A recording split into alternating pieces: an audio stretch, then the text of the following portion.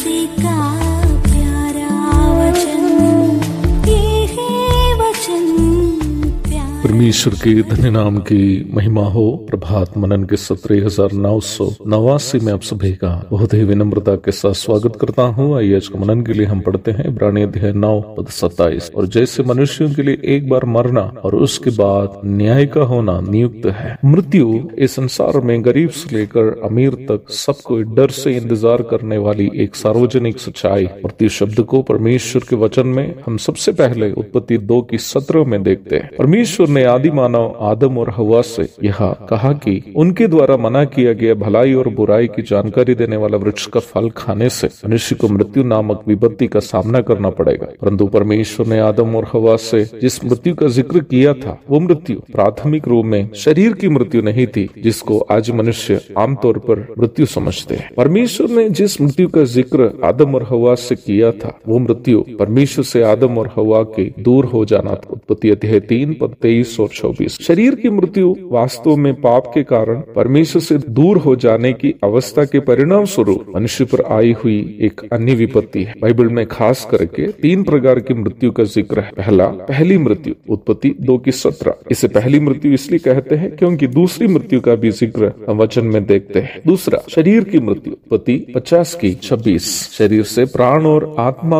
अलग होने की क्रिया को शारीरिक मृत्यु कहते हैं। अय्यूब 34:14-15, सभोपदेशक 12:7। तीसरा, दूसरी मृत्यु प्रकाशित वाक्य 20:15 और 21:8। अनंत काल के लिए मनुष्य अपने शरीर, प्राण एवं आत्मा सहित परमेश्वर से दूर होकर आग की झील में पड़े रहने की भयानक अवस्था को यह दूसरी मृत्यु के रूप में बताई गई है। वास्तव में शारीरिक मृत्यु मनुष्य को इसलिए झेलनी पड़ती है क्योंकि सभी मनुष्य पाप के कारण पहली मृत्यु के अधीन है। पहली मृत्यु के अधीन रहते समय शारीरिक मृत्यु के द्वारा संसार छोड़ने वाले सभी लोगों को दूसरी मृत्यु को अवश्य झेलनी पड़ेगी। संसार में जन्म लेने वाला प्रत्येक व्यक्ति को एक बार मरना, उसके बाद परमेश्वर के सफेद सिंहासन के सामने उपस्थित होकर अपने जीवन का हिसाब देना हर एक मनुष्य के लिए निर्धारित ईश्वरीय गतिविधि है। प्रकाशित वाक्य 20:11-15 तक। क्योंकि पापी मनुष्य कभी भी पवित्र परमेश्वर के करीब जा नहीं सकता। ऐसी परिस्थिति में पापी मनुष्य का अनंतकालीन वासस्थान आगे की झील अथवा दूसरी मृत्यु होगी। प्रभु यीशु मसीह का संसार में आने का परम लक्ष्य पापी मनुष्य को उस अनंतकालीन आग की झील से, जहाँ की आग कभी बुझती नहीं और न कीड़े मरते हैं और जहाँ अंधकार ही अंधकार है, और जिस जगह को परमेश्वर ने शैतान और उसके दूतगणों के लिए बनाया है, उस आग की झील से बचाकर